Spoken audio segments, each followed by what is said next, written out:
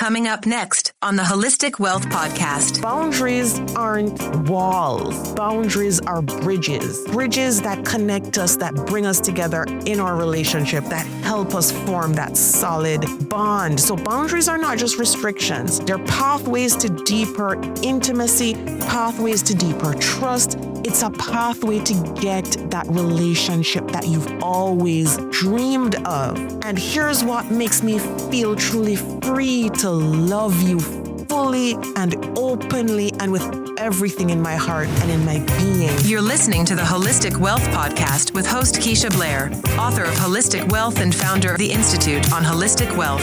And now, here's your host, Keisha Blair. Welcome to the Holistic Wealth Podcast. I'm your host, Keisha Blair, and today we have another amazing solo episode, and we're talking about holistic wealth in relationships, love, boundaries, and abundance. We're going to be covering all of that. And this is an area that is very, very dear to my heart, very, very important. And if you go through the Holistic Wealth Expanded and Updated book, you'll see the entire section on relationships. And you know that love is the basis of holistic wealth. And I've put that in the very last chapter on love in the book. So this is nothing new. We know that relationships are a critical part of holistic wealth. And so we just want to recognize the Institute on Holistic Wealth, our official sponsors. And if you haven't yet, check out the website at www.Institute on Holistic Wealth, where you can find a range of courses and resources to help you live a holistically wealthy lifestyle. And we're so happy that, and I said this in several, maybe 3 or 4 podcast episodes ago, that the holistic wealth movement has reached or touched over 120 million lives globally. And we're so excited. We're still excited about that milestone. And as you know, our goal is to reach 1 billion people with holistic wealth. And we are well on our way, and we're happy we're exploring this topic of relationships, of holistic wealth in relationships, because it's an important topic that underpins everything else. And so this episode isn't just about money. It's about creating emotional ecosystems where we can love and our love can flourish and abundance can grow out of that love, because that's the way it's supposed to go, right? We're supposed to have the love and then the abundance flow out of the love. But if we don't have and we don't express that love well, if we don't implement solid boundaries, the abundance won't grow out of that love, right? So we need to master this, right? We need to get this right. So this episode is very critical to our overall holistic wealth. And so let's set the stage. Why relationships define our overall wealth? Well, here's an eye-popping stat, just to, put this into context. 41% of couples say financial stress hurts their relationship. And we're not surprised by that, right? That's completely, we can see that. Absolutely, yes. But here's the thing. And remember what I just said, that the abundance should flow from the love, right? Here's the thing. Behind those numbers are communication gaps in relationships, mismatched expectations, and lack of solid, proper boundaries. And that's what's contributing to the financial stress, lack of abundance, and relationships failing in massive numbers. We know that 1 in 2 marriages ends in divorce. And so we need to really get into the nitty-gritty. And I feel like so much of what we read, so much of what is there on the internet is just so surface. The connecting of the dots that we can do on this Holistic Wealth podcast is groundbreaking, because on this podcast, we get to explore the interconnections and just how important they are, right? So Holistic Wealth teaches us that money goals don't exist in a vacuum. Emotional connection and healthy partnerships are the foundation. And without them, even the best financial plans will crumble. And guess what? Without that spiritual renewal together as a couple, everything crumbles, because that's also the basis. You know how in a previous, I think it was last year, there was a previous episode on money date nights? Well, as couples, we should also be doing our prayer or meditation or spiritual renewal date nights. That has to be a part of it. Okay, so let's talk about boundaries now, because I want to get into the nitty-gritty of how we implement boundaries in our relationships. And I know that, so many people see this, especially the men out there. And this episode is not just for the women, it's for the men just as much.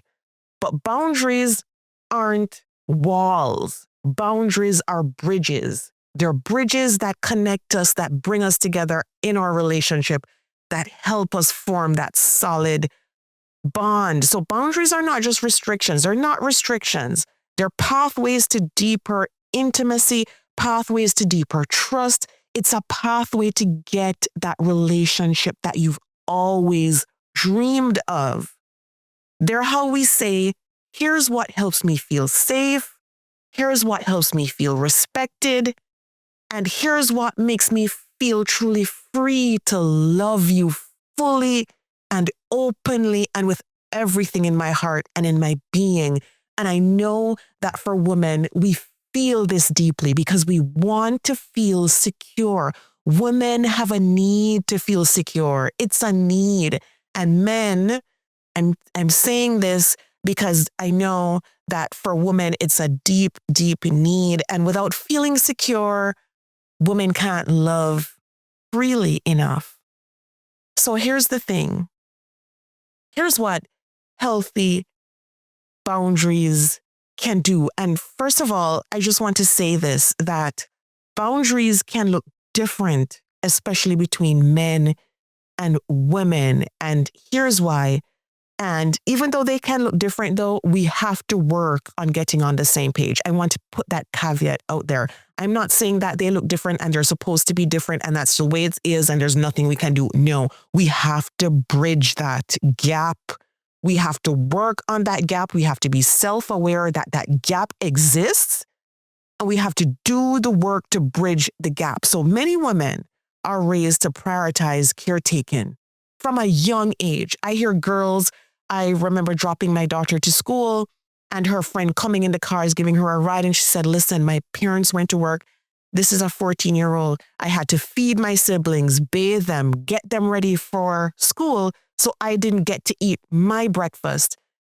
And my daughter said to her, but if you got up at 5 a.m., how is it? And she said, yeah, because I have to do everything for my siblings before I go to school. And my heart just fell because that is the way that girls and women are raised to prioritize that level of caretaking to a point of self-sacrifice. So saying no for women or asking for space can feel selfish because women are raised to give everything from a very young age. On the flip side, many men are taught to be self-reliant and not even to express emotions, even to be stoic, a cold, right? Let's face it, that's how it has been traditionally. So receiving boundaries for men or expressing their own vulnerability can feel uncomfortable or even threatening. Recognizing these differences, however, isn't about blame. It's about compassion. And it's about self-awareness and understanding each other's conditioning because we're building on agreements instead of resentments in our relationship. And I want to go deeper into these boundaries because I feel like many couples start dating and everybody's like, oh, does he find me attractive? Does he think I'm cute? All of these things.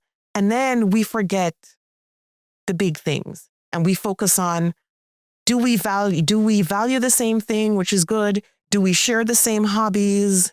Do we like being around each other? Do we have fun together?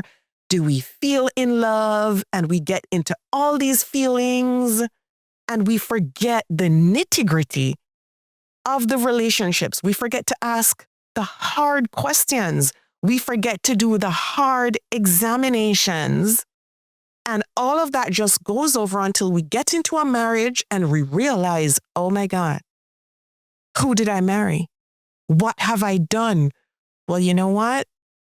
That's why this episode is here to help. And if you're listening in, share this with everyone, whether they're single, married, divorced, it does not matter because everyone needs to hear and everyone can benefit from this. So I'm going to give you a few examples with boundaries, because having deep, serious boundaries is critical for protecting your relationship, for safeguarding your love and trust.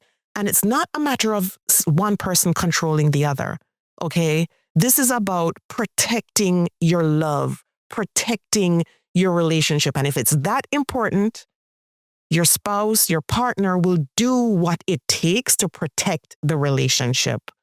So make sure you're asking the right questions. Now, boundaries, we need clear boundaries in our relationships. And I'll give you some examples to start off. Last week, just on Sunday, I was at church and my pastor was talking about, you got it, relationships and boundaries.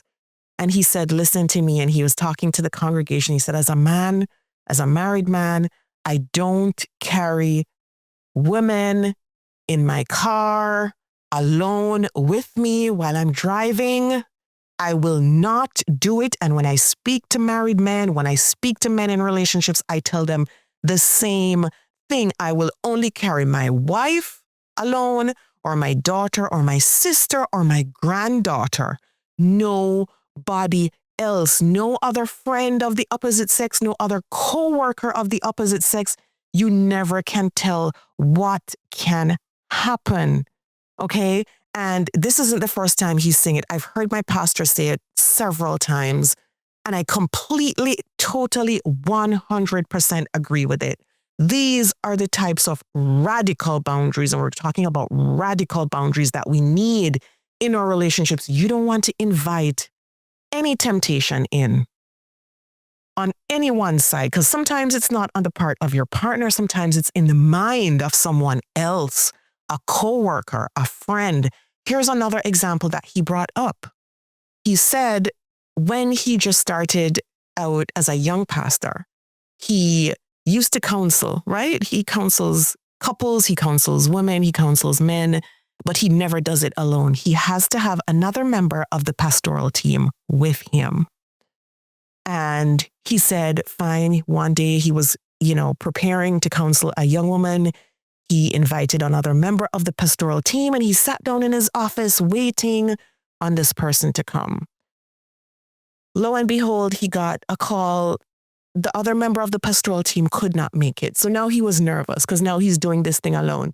Then he sees the young lady turn up in a very revealing and skimpy outfit. And let me tell you, I know how my pastor is. He isn't a very judgmental person at all. A wonderful human being who looks past, right? But if he has to draw the line, I know it must have been very bad. So he said to her, this isn't happening today, and you know why. And he closed the door. He did not give her any room for negotiation. There was no negotiation because his standard is set. No buts, but no suppose, no, but I couldn't get to, I was coming from. No buts, no suppose, door is closed. It's final, leave. And he did not give her any room. And I really respect that. And these are the types of boundaries that we need for our relationships to succeed. We don't want to invite temptation in any at all. Here's a third example from a friend, from a dear friend of mine. And we do our evening walk sometimes. And she said to me one day, Keisha is going on a business trip. And I told another friend that, because I'm the one who mainly does the cooking at home for my husband and my kids. And I told her I was worried for my husband because I'm going on this business trip and he doesn't cook. So anyway, she left it at that, went on her business trip, got a call from her husband on the business trip saying, your friend has been turning up to our door with dinner every evening for me and the kids. And he said, I turned her down flat. I told her, we're okay. thank you, but we're okay. We don't need it. We're good. Fine. And he shut the door, did not even let her in. And I'm giving you these examples because these are the types of radical boundaries. Can you imagine that he didn't even expect this woman to turn up at his door? The friend didn't say anything to my friend about cooking for her husband and turning up with food while she was not there, did not get permission, did not, just turned up. And these are the kinds of doors that can open up. Can you imagine if he had let her in, if the kids aren't there, he's home alone, they're in there alone. Who knows how she turns up looking if she's in a skimpy outfit like the other example I told you about. And listen, affairs happen a lot with people who are around us. Affairs happen with coworkers at the workplace, with friends, people you know a lot. So those are a couple examples that I wanted to raise because I don't think a lot of people understand the radical boundaries that we need for our relationships to thrive. It has to be radical. Once we get in a committed, firm relationship, there should be no doubt. There should be no doubt. Here's something else that I saw. It was in a forum as I was preparing for this episode. And people were saying, listen, it's joint friendships from now on, especially once you're married. It's joint friendships. It's no longer just his friends, her friends, and different social groups and different outings. It's no. And where it concerns texting my spouse and me not knowing, no, it's a joint group. So if you're going to text my spouse, you're going to include me on that. It shouldn't be that everything should be transparent and open. And I know some people are thinking, yeah, like, what's up with why not? You know what? Everyone should know where you stand without a doubt. Everyone should know that this is your priority. Your family, your wife, your spouse is your priority. If you're dating in a committed relationship, same thing. Everybody should know. So that was just the boundaries aspect and setting radical boundaries. But let's talk about the money-love connection just briefly, just quickly, because studies show that couples who set shared financial goals are 70% more likely to reach them. Conversely, unspoken tensions can derail even high-income households. And we know that if 1 in 2 marriages end in divorce, it does not matter, right? It cuts across socioeconomic backgrounds. So what do we learn from that? We're learning that boundaries, communication, putting your spouse first has to come as the basis before abundance can flow. So divorce rates are up 50% among couples, right? And they're lower among couples who have monthly money check-ins. We know that. So these check-ins aren't only about numbers though. So they're about our values, our dreams, and mutual respect. So think of money as a mirror. If trust and communication are strong, you'll see it in your finances. If power struggles or avoidance exist, your bank account and your emotional well-being will reflect that too. So here's the thing. We developed a free quiz. It's a new relationship quiz. It's a brand new resource that we did to help everyone. You don't have to be dating right now. You don't have to be married right now. It's a relationships readiness quiz. It's available on the Institute on Holistic Wealth website. You can share the link with everyone. It's a deep quiz. And when you go through each question, reflect on every single question there, because it has so many prompts on boundaries. And do it as a couple. Do it and share it in your friend groups, in your WhatsApp groups, and talk about it, because these are the deep discussions we need to be having on communication and boundaries. Not just, does he like me? Does he find me cute? Do we enjoy going out together? Did we enjoy the pizza last night? It has to be deep. So it's going to be in the resources section in the show notes for this podcast. So please go online and check it out. Take it with your partner, and it will reveal levels of compatibility. It will reveal levels of readiness, where the gaps are, where you need to work on, where your partner needs to work on. and open up those difficult conversations. I'm telling you that even for married couples, married for 15 years or more, it's deeply helpful. So it doesn't matter where you are in your relationship. It doesn't matter if you're single or not. Just take it. And so healthy relationships aren't about necessarily putting up walls. It's about building bridges. They're about collaborative agreements and opening up. So when you take the quiz, here are 3 tips to honor those boundaries. When you take the quiz and it reveals who you are, whether you're the nurturer, the explorer, what have you, name your conditioning. Talk openly about the messages you also received growing up about love, about money, about independence, and about abundance.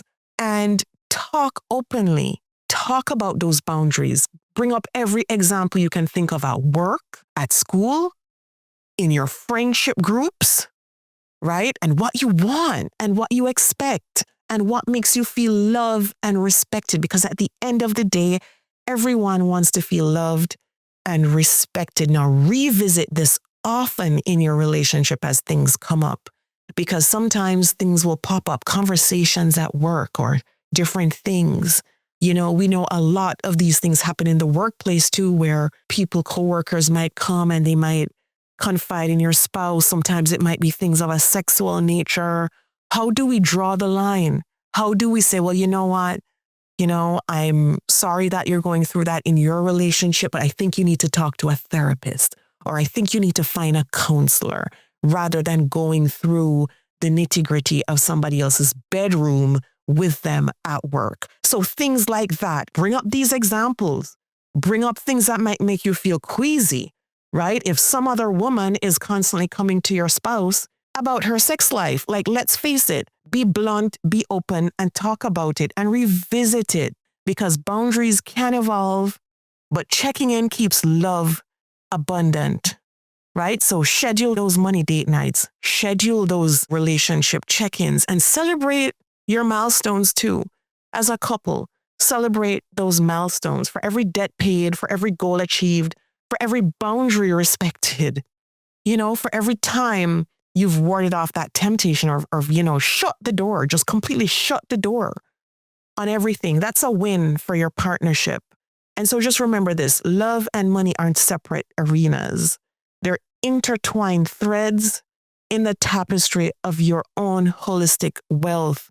And when we talk about abundance, it's not just numbers, it's connection, it's trust, it's mutual growth. Boundaries done well doesn't limit your love, it expands it into something more special, more emotional. So take that relationships quiz. And if you haven't taken the personal financial identity quiz, also available on the Institute on Holistic Wealth website, take that too. And together, we're having this mission. We're in this mission of reaching 1 billion people and helping 1 billion people to thrive in every dimension of wealth, spiritually, emotionally, financially, and relationally. Thanks for tuning in. Everyone, have a great week. Love you all. Share this episode with at least 5 people. And please leave us a review on Apple Podcasts, Spotify, YouTube, wherever you get your podcasts. Have a great week, everyone. The Holistic Wealth Podcast with Keisha Blair is brought to you by... Have you joined the Institute on Holistic Wealth? If you haven't already, what are you waiting for? Choose your membership plan at the Institute on Holistic Wealth/memberships to join. As a member, you'll get access to free worksheets, advice, coaching, and an intentional design workshop. As you start to live a more holistically wealthy lifestyle, you'll want to stay for a very long time. So go to Institute on Holistic Wealth/memberships to join. If you haven't read the book yet, pick up a copy of the award-winning best-selling Holistic Wealth 36 Life Lessons to help you recover from disruption, find your life purpose, and achieve financial freedom.